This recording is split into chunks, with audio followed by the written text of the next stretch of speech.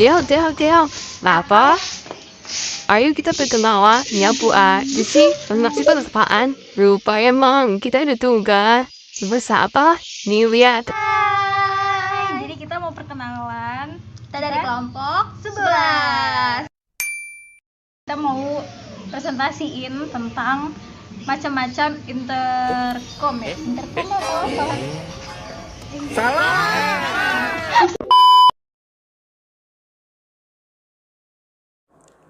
Salam ekspor.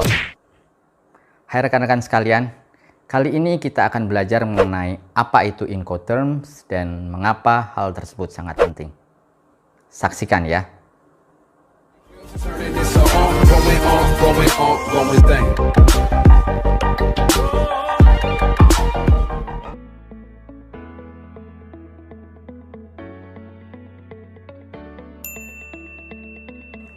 Salam ekspor. Incoterms adalah kependekan dari International Commercial Terms atau dalam bahasa Indonesianya ketentuan komersial internasional. Ini adalah ketentuan dasar yang berlaku secara internasional. Oleh karena itu, hal ini harus secara jelas dicantumkan dalam commercial invoice. Incoterms menguraikan mengenai kegiatan, kewajiban, resiko, dan beban biaya yang timbul pada kegiatan ekspor yang akan kita lakukan. Incoterms juga menjelaskan apa yang disepakati antara pengirim atau seller atau eksportir dan penerima atau buyer di luar negeri sebelum shipment. Incoterms dengan jelas menyatakan siapa yang bertanggung jawab untuk apa sehingga akan menghindari kesalahpahaman seperti apakah buyer yang wajib mengasuransikan barang atau pihak seller yang wajib membayar biaya tersebut ketika barang telah tiba. Nah, Incoterms ini terdiri dari 11 jenis peraturan yang harus kita sepakati dengan buyer kita sebelum kita melakukan shipment. Jadi kita harus memahaminya ketika akan menggunakan jenis Incoterms yang mana, karena tentunya akan mempengaruhi hak dan kewajiban kita dan tentunya buyer kita. Sebagai contoh, Xworks menyatakan bahwa buyer yang bertanggung jawab atas semua biaya dan resiko selama proses pengiriman. Sedangkan Delivered Duty Paid atau DDP adalah kebalikannya, di mana pihak eksportir yang bertanggung jawab atas biaya dan resiko sampai dengan barang atau produk kita diterima di tempat si buyer. Jadi dengan disepakatinya ketentuan ini, kita akan tahu siapa yang bertanggung jawab atas beban yang timbul dalam tahapan pengiriman tersebut. Sehingga tentunya akan meminimalkan resiko yang terjadi atau kesalahpahaman antara kita selaku pihak eksportir dan pihak buyer sebagai pembeli dari produk kita. Oh iya, video ini baru gambaran umum saja, supaya rekan sekalian mengetahui prinsip dasar Incoterms dan memahami mengapa hal tersebut sangat penting. Jadi, jangan takut untuk melakukan ekspor.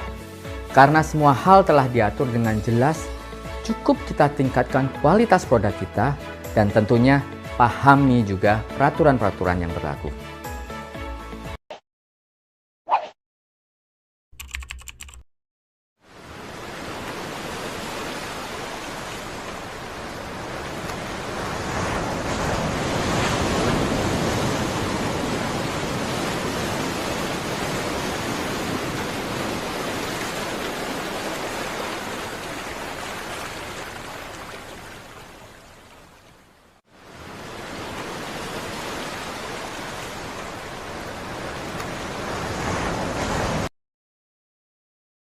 Macam-macam Incoterm yang mau kita bahas itu ada 6. Pertama, CIV. Kedua, DAT. Ketiga, CPT. 4, CIP. 5, DDP. 6, DAT. Carrier Insurance Freight. Penjual wajib bekerja sama dan membayar asuransi. Asuransi yang digunakan juga harus menjangkau area resiko dan durasi perjalanan, seperti yang disebutkan kontrak penjualan, serta menyediakan polis atau sertifikat asuransi bersamaan dengan dokumen lain yang diserahkan. CEF menggunakan transportasi kapal laut. Penjual yang menempatkan barang di atas kapal kemudian membayar asuransi sampai ke pelabuhan, dan dilakukan pembongkaran dengan syarat yang minimum. Pembeli menanggung resiko saat barang berada di atas kapal untuk pengangkutan yang pertama. Namun, mereka tidak menanggung biaya apapun sampai barang tersebut tiba di pelabuhan tujuan. Biasanya, setiap kali penulisan CEF itu selalu diikuti dengan nama pelabuhan. Misalnya, CEF Jeddah Port Arab Saudi. Jadi, tanggung jawab pembeli itu ada pada barang dan ada pada biaya. Jadi, harus menambah asuransi dengan syarat pertanggungan minimal ICC-C. Delivered at terminal. Pertama, penjual menyerahkan barang setelah dibongkar dari sarana transportasi yang tiba, kemudian ditempatkan di terminal atau pelabuhan tujuan. 2. Penjual menanggung resiko dan biaya sampai di terminal tujuan. 3. Penjual melakukan clear for export, sedangkan pembeli melakukan clear for import. Transportasi yang digunakan oleh DIT itu bisa apa aja? Bisa kapal laut, bisa pesawat, dan bisa mobil. Penjual membayar semua biaya pengiriman sampai pada terminal tujuan. Dari pelabuhan, pembeli harus mengatur muatan, pengiriman, dan biaya bea cukai yang terkait pada impor tersebut. Jika barang hilang atau rusak, maka penjual itu wajib menggantinya, meskipun secara teknis itu bukan merupakan perlindungan dari asuransi. Carriage by two. Penjual menyerahkan barang kepada perusahaan pengangkut yang ditunjukkan sendiri, sehingga segala biaya diperlukan untuk mengangkut barang sampai ke tempat tujuan yang telah ditentukan atas tanggung jawab pembeli. Jika ada barang rusak atau hilang, maka penjual itu tidak wajib untuk menggantinya. Tapi, kalau misalnya pembeli itu mau menanggung atau mau mengganti semua barang yang rusak atau hilang, maka harus menambah atau membayar biaya bea masuk dan pajak. Kemudian barang diangkut ke tempat tujuan tertentu. Dan jika pengangkut berganti ke pengangkut lain, maka risiko penjual berakhir bila barang telah diserahkan pada pengangkut pertama. DAP atau Delivered at Place atau nama tempat. 3 ketentuan dari DAP, yaitu penjual menanggung biaya dan resiko pengangkutan barang ke alamat yang disepakati. 2. Barang digolongkan sebagai telah terkirim ketika barang berada di alamat yang disepakati dan siap dibongkar. 3. Tanggung jawab ekspor dan impor sama seperti DAT. DAP atau dikirim di tempat. DAP juga mencakup 1. Memuat barang ke truk di terminal tujuan. Yang kedua, pengiriman ke tujuan akhir. Selain itu, segala bentuk bea masuk dan pajak harus dibayar oleh pembeli.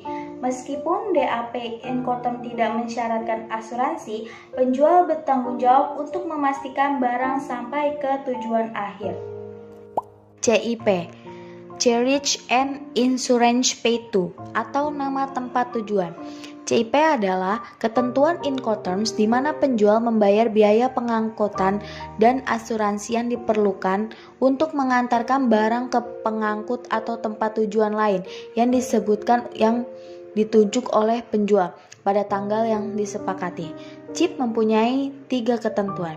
Yang pertama, tanggung jawab penjual sama seperti CPT. Dengan satu perbedaan, penjual juga membayar asuransi barang. Yang kedua, penjual hanya berkewajiban membeli perlindungan minimum. Dan yang ketiga, jika membeli menginginkan asuransi yang lebih menyeluruh, pembeli harus mengaturnya sendiri. CIP atau pengangkutan dan asuransi dibayar kedua belah pihak. Berbeda dengan CPT atau DAT, penjual wajib membeli asuransi terhadap kehilangan atau kerusakan barang hingga di tujuan akhir. Meskipun asuransi sudah termasuk, hanya cakupan minimal yang diwajibkan berdasarkan peraturan Incoterms 2010, sehingga penjual mungkin ingin membeli asuransi tambahan untuk memastikan nilai penuh diperhitungkan. Kita ngomongin Incoterm lagi, hak dan kewajiban pembeli dan penjual dalam pengiriman barang, masih dalam konteks ekspor-impor. Kali ini kita bicara metode FOB, Free On Board. Di sini, si importir bayar ordernya pakai FOB.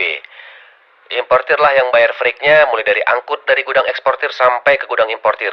importir juga lah yang bayar insurance-nya. Dan dari sisi eksportir, si eksportir bertanggung jawab untuk segala pengurusan dokumennya nanti untuk keperluan. DDP, Delivery Duty Paid, adalah istilah dalam Incoterm di mana penjual menyerahkan barang-barang dan menanggung semua biaya dan resiko yang terkait ketika barang-barang ditempatkan di tangan pembeli. DDP mengharuskan penjual untuk mengurus proses clearance, import, dan barang siap untuk dibongkar di tempat tujuan yang disebutkan.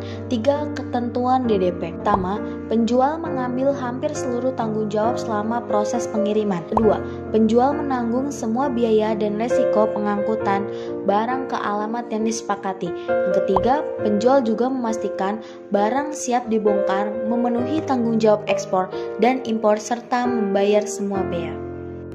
Meskipun merupakan Incoterm yang paling mahal bagi pembeli, ini juga merupakan solusi menyeluruh yang menangani hampir semua hal.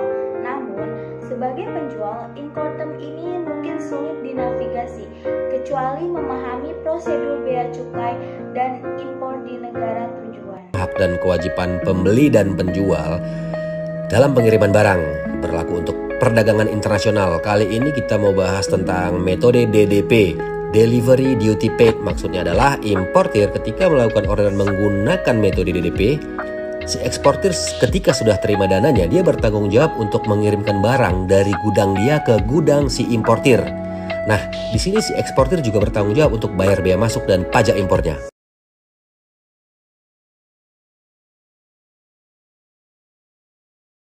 Sebagian sudah mendengar bahwa ICC pada periode 2020 yang akan datang akan mulai memberlakukan Incoterms 2020. Nah, sebelumnya mungkin kita harus juga mengetahui bahwa ICC melakukan suatu perubahan sejak tahun 1980 dalam format 10 tahun sekali. Dan ini merupakan suatu kebiasaan yang terus dibawa sampai dengan tahun 2020 ini. Di mana Incoterms 2020 ini secara khusus memberikan suatu hal-hal yang sedikit mengalami perubahan. Saya katakan sedikit karena memang tidak terlalu banyak ternyata, tidak seperti yang diduga oleh kebanyakan orang. Video ini akan memberikan suatu gambaran mengenai perbedaan-perbedaan pokoknya.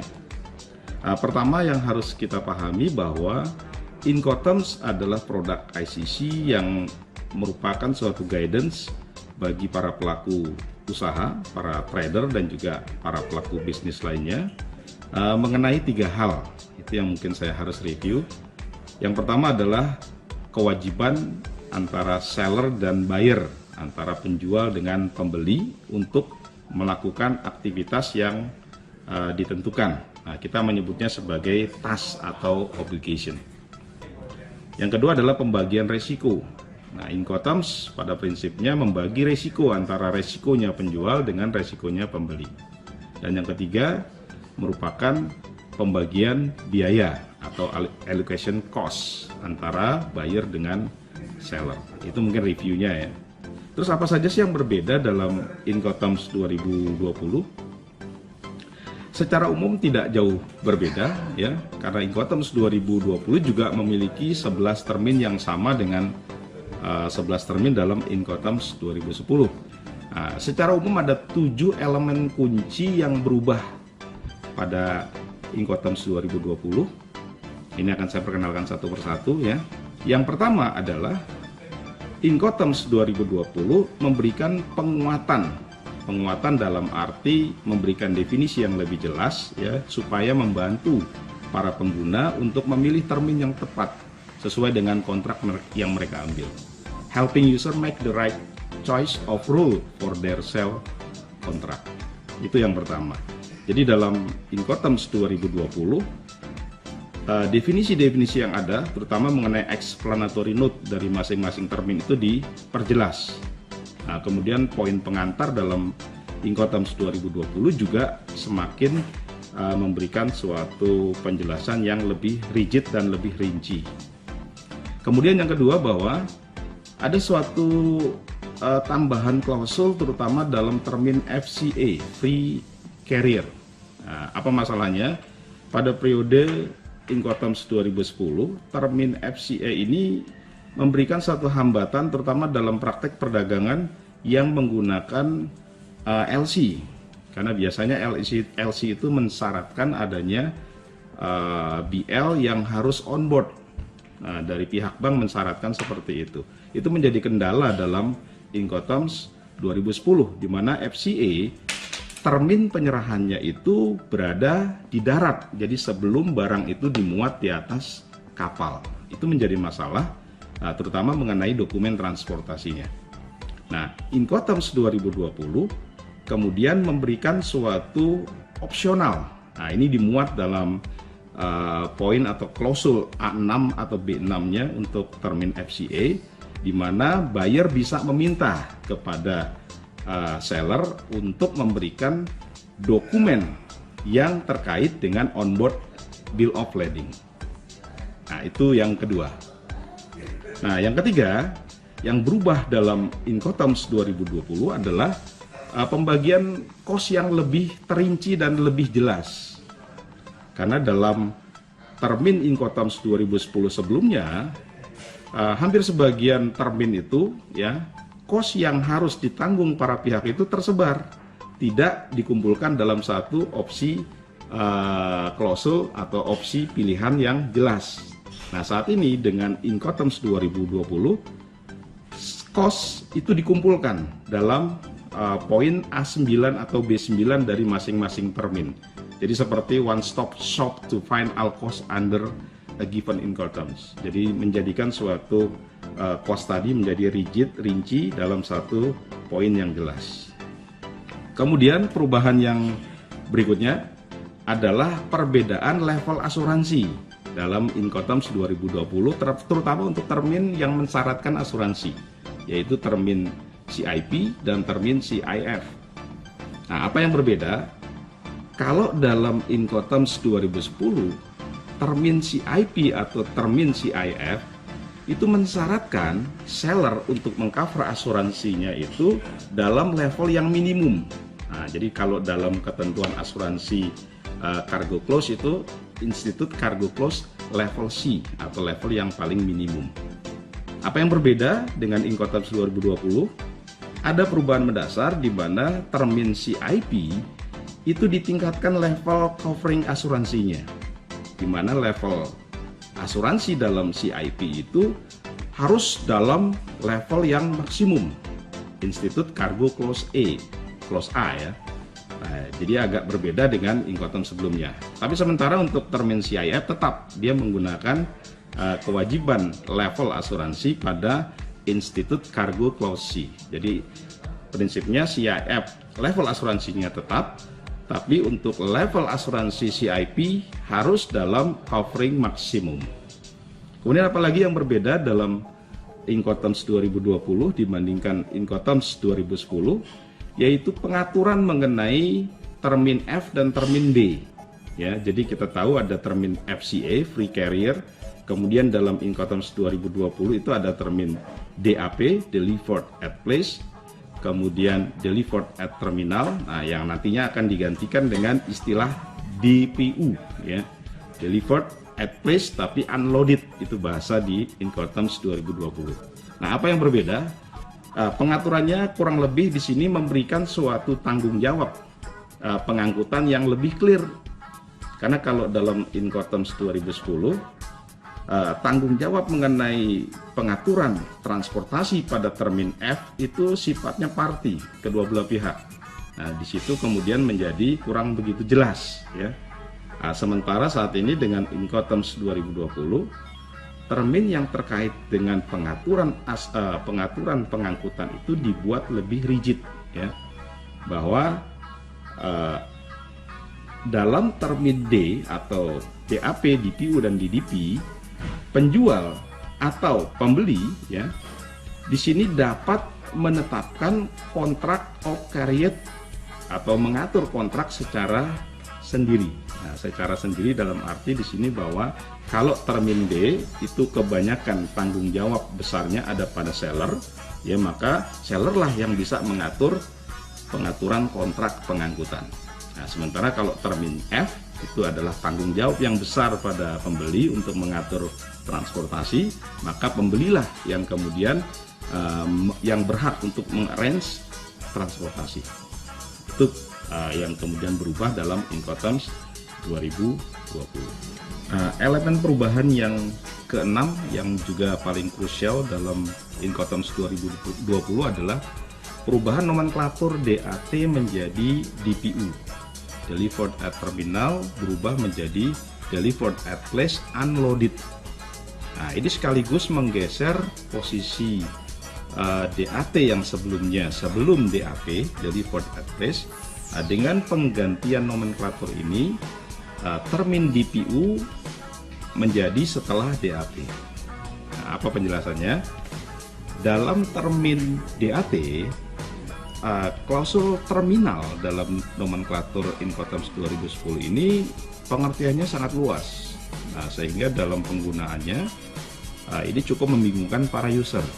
Ini yang menjadi kendala dalam nomenklatur DAT. Nah, selanjutnya dengan penegasan pada perubahan nomenklatur menjadi DPU, maka posisinya menjadi clear dengan istilah Delivered at Place Unloaded. Artinya, posisi DAP itu memberikan tanggung jawab penjual untuk melakukan kewajiban bongkar pada suatu place yang diperjanjikan. Nah, sementara kalau termin DAP tanpa unloaded jelas, jadi bahwa posisi tanggung jawab seller adalah menyerahkan barang pada suatu tempat di mana tanggung jawab pembongkaran ada pada si pembeli. Nah, sementara kalau termin DPU, ya, tanggung jawab pembongkaran ada pada penjual. Ini yang krusial yang berubah dalam Incoterms 2020. Nah, yang kemudian yang terakhir yang juga menjadi perubahan ketujuh atau elemen ketujuh yang berubah dalam Incoterms 2020 adalah pengaturan kewajiban security requirement dalam setiap kewajiban pengangkutan. Nah, ini merupakan isu global ya sejak kejadian 11 September pasca kejadian di WTC ya, maka para pelaku bisnis itu mulai concern dengan kondisi-kondisi security. Nah, dalam Incoterms 2020 ini kemudian di state dengan jelas bahwa dalam poin A7 atau poin B7 bahwa tanggung jawab para pihak dalam hal proses transportasi itu meliputi juga adalah tanggung jawab soal security. Nah, inilah yang menjadi poin penting dalam perubahan-perubahan mendasar dalam Incoterms 2020. Demikian mungkin ini yang bisa saya sampaikan berkaitan dengan perubahan-perubahan mendasar dari Incoterms 2020. Semoga ini bisa menambah pengetahuan kita semua. Terima kasih, sampai jumpa di video-video berikutnya.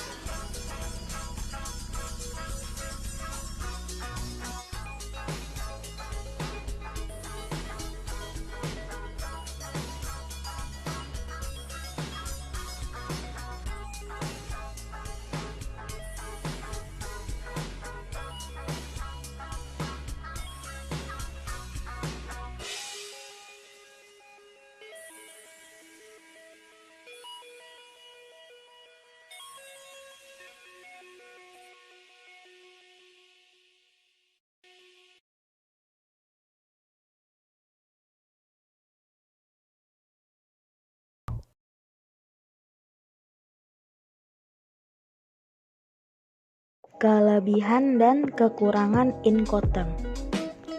Keuntungan menggunakan Incoterms adalah standarisasi perdagangan internasional yang rumit. Kelemahan Incoterms adalah pembeli dan penjual sering memiliki preferensi berbeda saat menggunakan.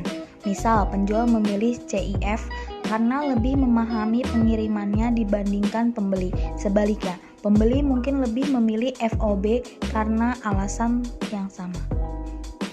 Kelebihan: 1. Istilah-istilah yang mudah dipahami. 2. Diperbarui dan diklarifikasi oleh Badan Internasional atau ICC. Kekurangan: 1. Perbedaan antara preferensi pembeli dan penjual saat memilih persyaratan. 2. Persyaratan tertentu dapat mengakibatkan salah satu pihak terkena biaya yang membengkak.